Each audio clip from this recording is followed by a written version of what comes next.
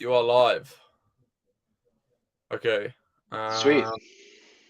Can you see questions on your end or I the see comment? comments, live viewer comments show up on StreamYard. This is an example. Yeah, so we've got our private chat, which is here, yo, and then comments. You see the Oh, private okay. chat Yeah, sidebar, and then the comments are on the right side. I've got it. Okay. Okay. Awesome. Well, I can see a couple of people joining in. Have you streamed on StreamYard before? Is this well, you No, sent it to me. I haven't. I mean, I just asked my buddies. I asked Rob which one he used, and he said the other one. I think StreamYard was from my other buddy Robert. Okay. Well, it works well. A lot better than last week.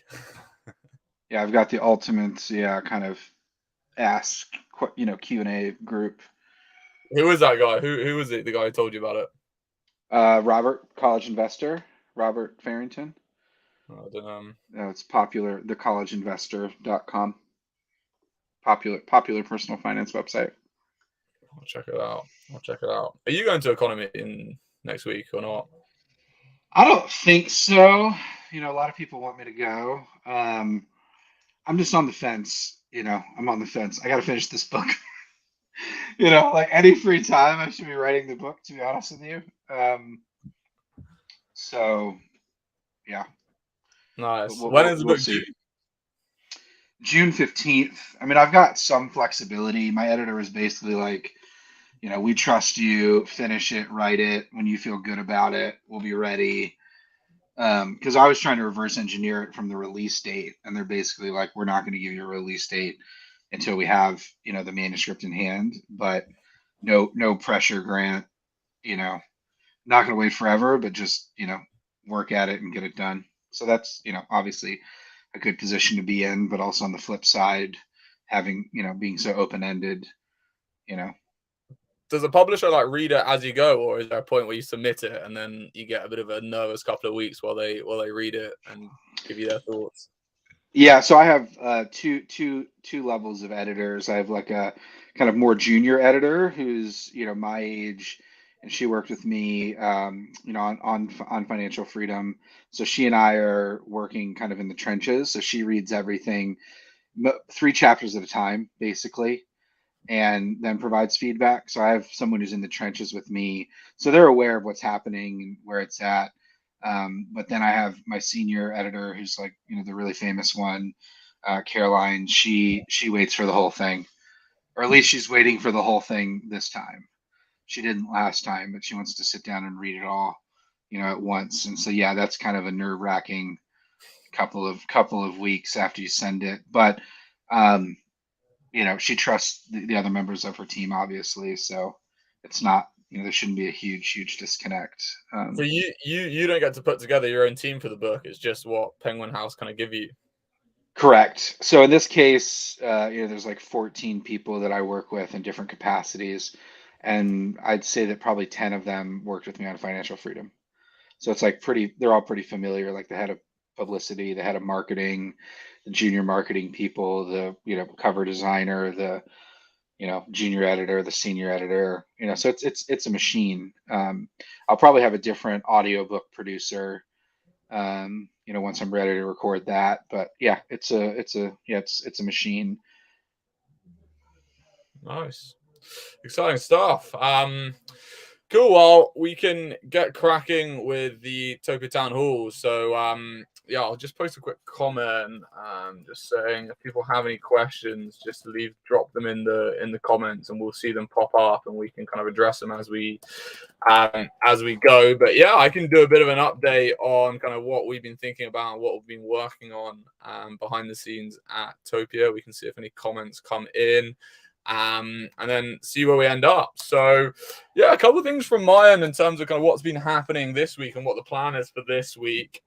We had our first session of the Fivepreneur community last night.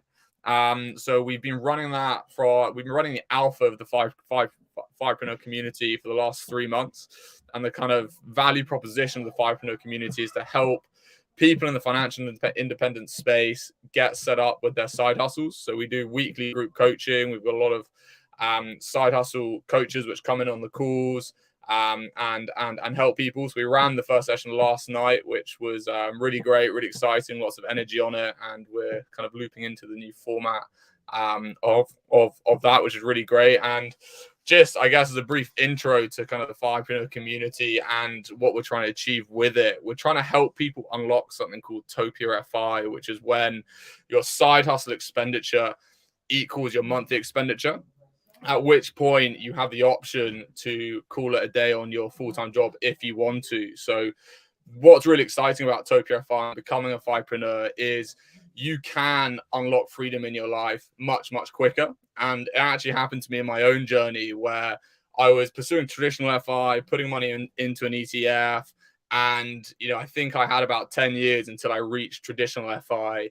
I then found out about side hustles through Grant and set up 3 Amazon FBA products. And within about 6 months, I had my side hustle income equaling my monthly expenditure, and was like, wow, I can already unlock freedom and live life on my own terms by living off this side hustle income. So that's what I experienced in kind of my own journey, and we're trying to replicate that or help other people achieve that in the Fivepreneur community. So really excited to kind of get that going. I know Grant's going to be jumping on a monthly Q&A as well as part of that Fivepreneur space, because you're big into the side hustles as well, right, Grant?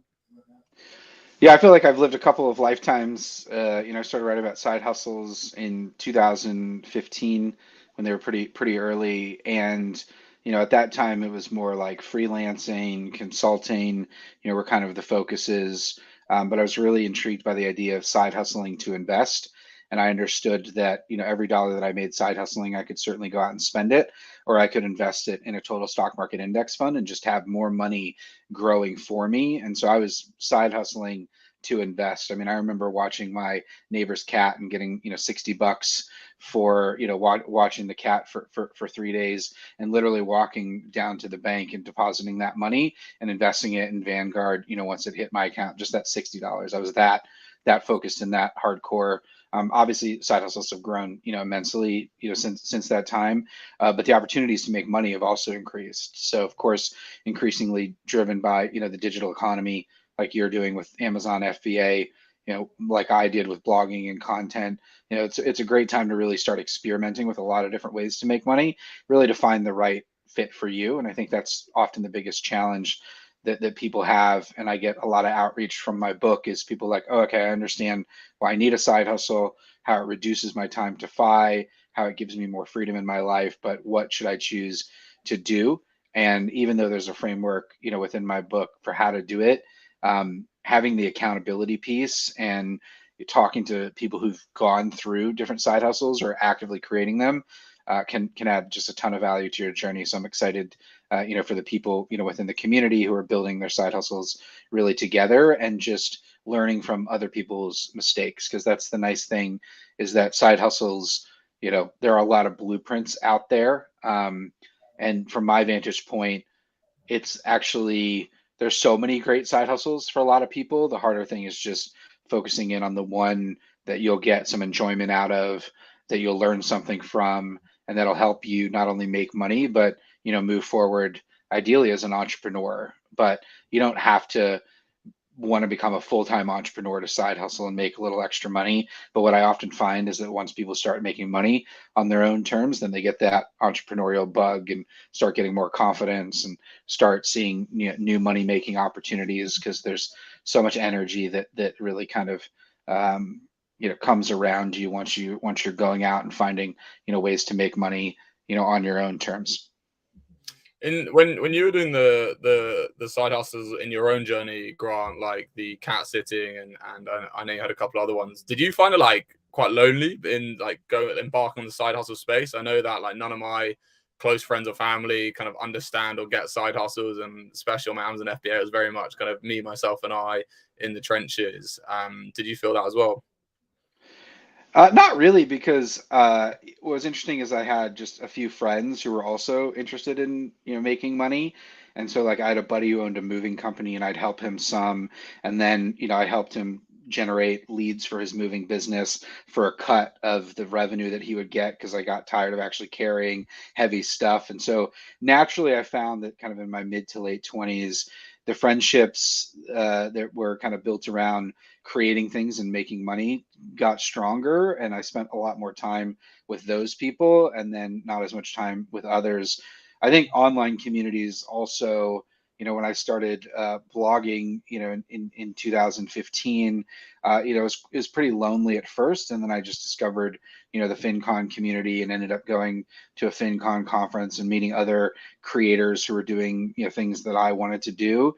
And so I, am naturally an introvert, but I put myself, in a space where other people were doing the things that I was doing, and then I just tried to help them and add value. And so a lot of my blogging success originates from, there was a couple week period where my girlfriend, who's now my wife, was out of town in 2015, and I offered free SEO audits to any personal finance blogger.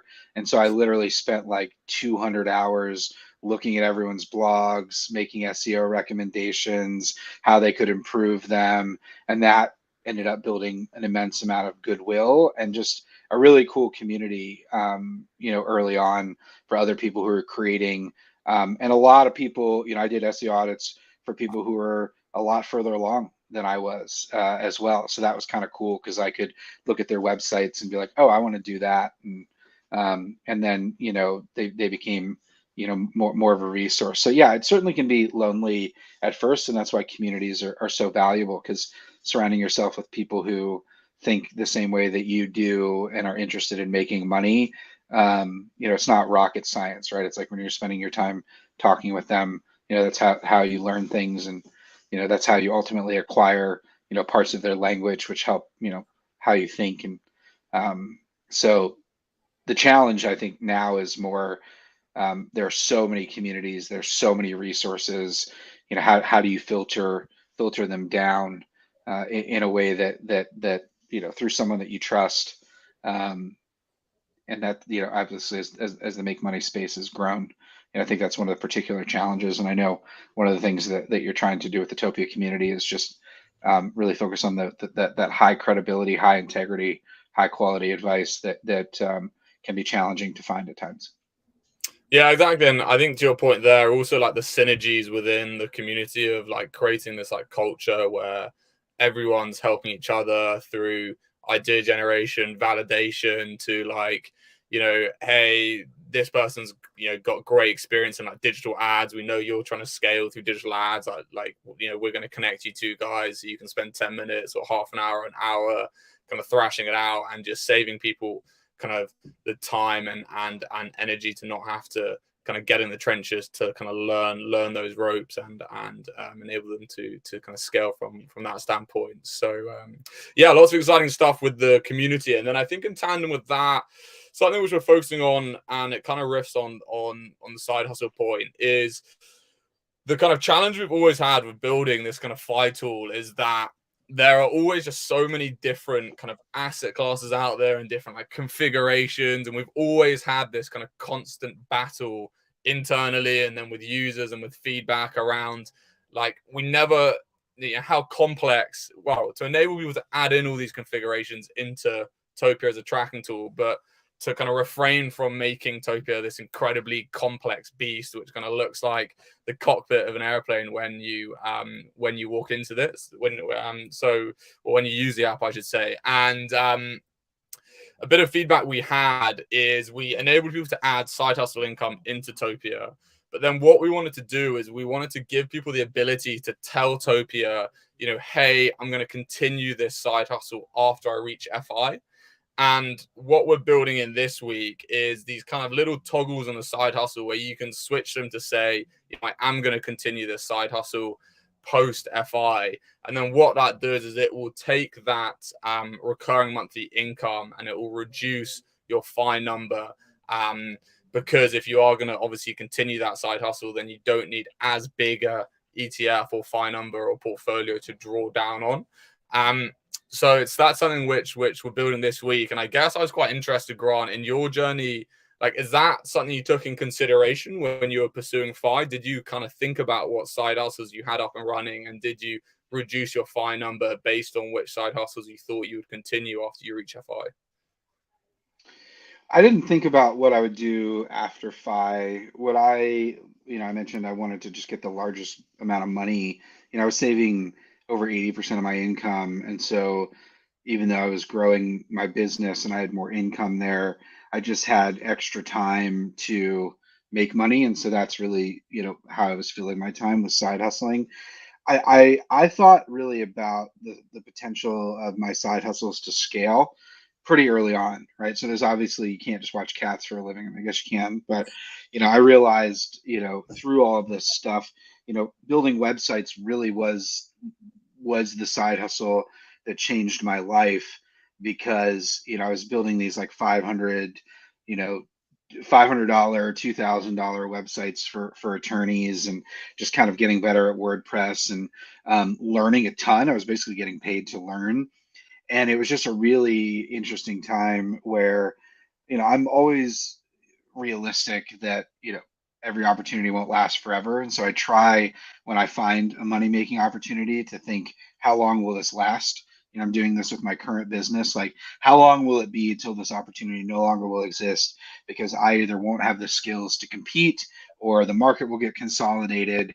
And the WordPress website thing, people have been building WordPress websites for a while. When I started, in 2014, 2015. Um, but one of the things that I saw is there were like a lot of really, you either had to go overseas or work with a really, large agency. And so you either had to pay $100,000 for a website, or find someone like on Upwork, who you'd have to try to toggle it all together. And if you weren't, if you didn't know any web development, that was a little bit more challenging. And so I just kind of find these opportunities in the middle, I always say. And the website was one where it's like, oh, these lawyers, they're not going to be able to pay 100 grand, right? And they're not going to have the time to go out and outsource it to Bangladesh or Eastern Europe. I'm going to be I'm going to be able to build a website in a week or two.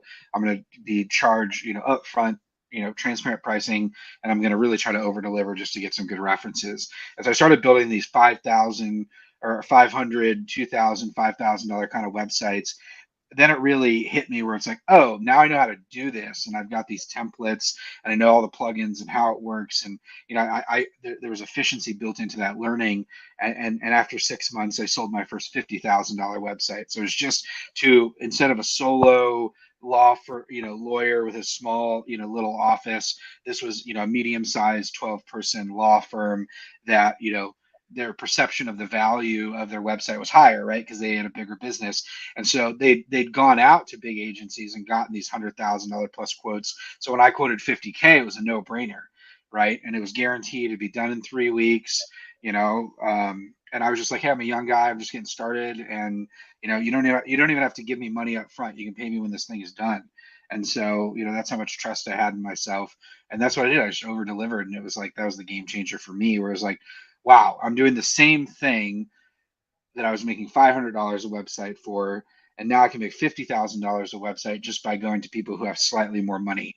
And that, for me, the scalability of that, right, unlocked. And the same thing happened when I launched Millennial Money and I started getting into affiliate marketing. And I remember getting, a personal capital sign up and making $100 when someone signed up, for personal capital through Millennial Money, and it just blew my mind. It was like, oh my gosh, someone clicked, they signed up, and I got paid $100, and it actually hit my bank account. Think about this. Like, and I knew, I was like, okay, I had 1,000 visitors this month and I had one conversion. How to, and then I just saw the scalability, right? It was just like, I just need more traffic and more affiliates, and that's more opportunities to make money. This has some scale. And so I'm always looking at side hustles through that scalability lens. Whereas, like in your case, Logan, if I was launching an FBA product, for me, like, I see all these FBA businesses for sale on Empire Flippers, 400K to 2 million, where there's like 25 product SKUs in one particular market. And so for me, I'm like, oh, this is kind of interesting. If I was going to get into the FBA space, I'd probably acquire 3 or 4 existing FBA businesses, consolidate the back end, and have 50 products on day one, and go from there, right? So it's like, um, it's the scalability of all of this stuff, is fascinating. Even writers, the one thing I'll add is, like, I hire a lot of writers, for my websites.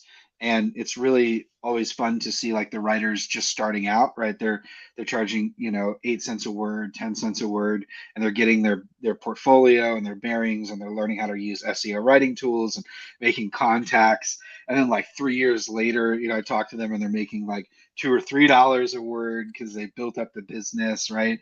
And they're just making a ton more money. And then, I recently heard from, a guy who'd written for me in like 2017, and now he's got like 25 writers working for him, right? So he took the advice, right? It's like he started writing himself, learned how it worked, and then got paid more money, and then decided that once he had enough connections, he became the facilitator of supply and demand, right? So he just gets people who need writers to writers, and then he takes a cut off the top for that. In this case, it's 50%, right? So he's able to leverage the network that he built. So that's a very predictable kind of ladder, step ladder that you can build. I mean, it's going to take 2, 3, 4 years to do that, but knowing that going in, it's extremely exciting. It's not just like, oh gosh, I've got to write this new blog post. It's like I'm writing these blog posts now, but I'm only going to do it for the next year and a half.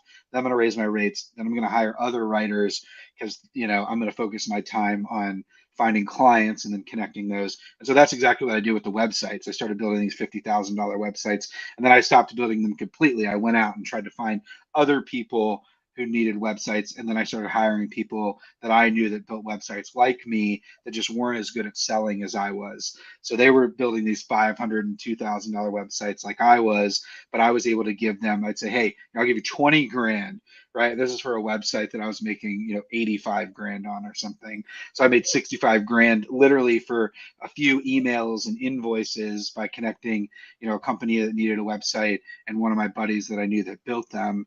And that's a pretty attractive ROI for, I mean, 8 to 10 hours of total time. I mean, there's some quality assurance in there, but for me, that unlocked it where it's like, oh, I can sell my own time or I can sell other people's time. And that was another huge game changer. And you can do that in really any side hustle, pretty much. And that's the exciting thing. I mean, you're not going to be launching FBA products forever, right? It's like you're going to launch a few, and then you're gonna hire someone. I think your brother works for you or something, right? And then you're going to hire another person, and all of a sudden your brother's going to become you, right? And he's going to manage everything, and manage the people under you, and you're just going to be off, building Topia and living your life, and you're going to have 20 products that your brother manages, and you're going to be making 80% of the profit, but your brother's going to have a life-changing salary, and he's going to be able to work for you and not have to take a normal full-time job. And you know what I mean? This stuff is very, very predictable. If you go in knowing how that blueprint works. Something which I picked up on you saying earlier, which I've never thought about, but I might do it, is you said like you think of all your income streams and you think of kind of how they might die and when they might die. I've never done Mm-hmm. that with any of my side hustles. Like, how often are you thinking about that? And like, why are you thinking about that? Like, my mindset, and maybe this is wrong, is my Amazon FBA is going to be around, hopefully, for indefinitely. But maybe I'm thinking about that from the wrong angle. Yeah, I mean, I do this in all areas of my financial life, right? It's part of risk mitigation, and I try to de-risk, my life in the sense that, like, now I'm like, what is the impact of climate change on the financial markets, and how do I build my life in a way that best insulates me from that, right?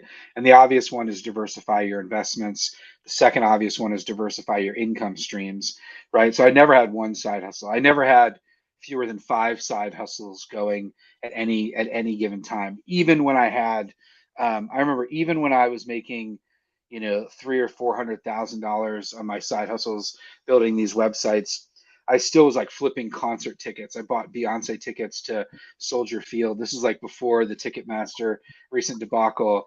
And I made 12 grand. I made 12 grand flipping Beyonce and Jay-Z tickets, just with a couple clicks, right? So that was something that I was always looking for, those small things that's not scalable, but 12 grand, almost paid my rent for a year at that time, right? So it's like, oh, rent's covered, everything's profit, right? So it's just kind of having that mindset. But to your point, I think, you know everything has a life cycle and everything has a scale limitation, right? And this is one of the things when I started side hustling and like I said, making, $60 for watching a cat, right? I would never do that right now just because the value of my time is so much greater. And so that was one of the things, the big learnings for me is that once I started selling those $50,000 websites, it not only gave me the confidence, but it helped me unlock kind of the next level of what's possible, right? And that's the thing is like now, I'm dealing with, numbers in the many millions and tens of millions of dollars, in a way that like is so mind blowing, with my business and what I do that I couldn't even have conceptualized, when I first started side hustling. And this goes to the point of like, um, anything that, anytime it's easy to make money, what happens is naturally the competitive forces, it gets saturated very fast. It gets saturated very fast, and then because someone sees what you're doing, and then what also happens, like in Amazon's case, like once demand gets so high, it's like Amazon. Since I've been doing affiliate marketing, I think they've cut their affiliate marketing, commissions like 5 or 6 times, in 8 years, right? It used to be like you get 10 or 15% of a sale, and it's 8%, then it's 7, then it's 2, then it's 1. You know what I mean? And so naturally, with scale of any platform that you're building on that's not your own, your margins are going to get cut, right? So there's just platform risk and competition risk and anything that you're doing. And that's why being an early mover is so important, but the diversification becomes important, right? So on FBA, it's obviously have a diversified product mix. It's, you know, getting those customers who buy from you, getting their emails and building your email list outside of Amazon. It's having your own Shopify store and trying to generate as many, to send your email list and your social media traffic to your Shopify store, not to Amazon, right? So you can capture, a higher percentage of that sale and own, more of that traffic, because once you own the audience and the traffic, what you can sell to them, broadens, pretty exponentially. And so, um, yeah, diversification, and then just, trying to just think, you know, what is the biggest threat here, for me? And the biggest threat with FBA is obviously someone, uses a plugin and sees how much money I'm making and then just launch the same product, right? There's nothing special or proprietary, or probably protectable about most Amazon, FBA products, right? So it's like someone who either knows a little bit more than you do goes and does what you're doing and outcompetes you, or someone who's newer, who's just, smarter or scrappier because you've gotten a little complacent, starts doing what you're doing. The markets are very, they're inefficient, but like competition, like capitalism, the great thing about it is like if you're creative and you're hungry and you're curious and you're open and you're just looking and paying attention, you have a massive advantage, because a lot of people, they get really complacent really really fast, and so it's important to just be, you know resilient and keep adapting, a bit. You don't have to go crazy. It's just being curious, like, Mm. oh, who's this new competitor? And that's the thing. And what I'm doing, I've been successful despite, competing against like Bankrate and these massive, Investopedia, these massive websites. And the only reason I'm able to compete is because I pay attention to what others are doing in a way that they don't, and I'm able to move faster, right? So that's the advantage of being a solopreneur, is you don't have hardly any overhead, any restrictions, any salaries, yeah, and you can fly. You can literally move massively fast compared to larger, conglomerates and ecosystems. That's one of the reasons I really choose to stay small, and really maximize the profit margin, for the people that I work with, as opposed to just growing. And I think that's really the future. I think that's really the model. I think we are going to see like billionaire solopreneurs emerging, in the next several years, just because of the leverage that you can get, being able to move faster, and then increasingly using, AI tools and, other types of technology to scale your business in a way that previously you needed a person or a team full of people. The increases in productivity are just massive, with AI and just the tools that are available. The things I can do now happen so much faster, than I could 10 years ago. Mm. Um, and Yeah, I that's think, really exciting. Yeah, I think something you've always said to me, Grant, which I've always taken on, is this kind of tagline that it's like never been easier to set up a business online, and like it's only ever getting easier. And I think what happens to a lot of people, and even kind of as you're speaking, you hear about affiliate marketing and the amount of money which can be made there, and a lot of the time it can be like quite overwhelming, and you think that's not possible. And I think something which, again, we're working on at Topia right now is this feature called Freedom Explorer. And the concept, it kind of deconstructs side hustles, and it's less about that kind of big ticket kind of wow factor which surrounds a lot of side hustles. And it's a lot more about, how much money do you live? How much money can you access outside of your W-2? And then how can we use that delta between the money you can access and how much you need to live on? How can we close that delta with a side hustle?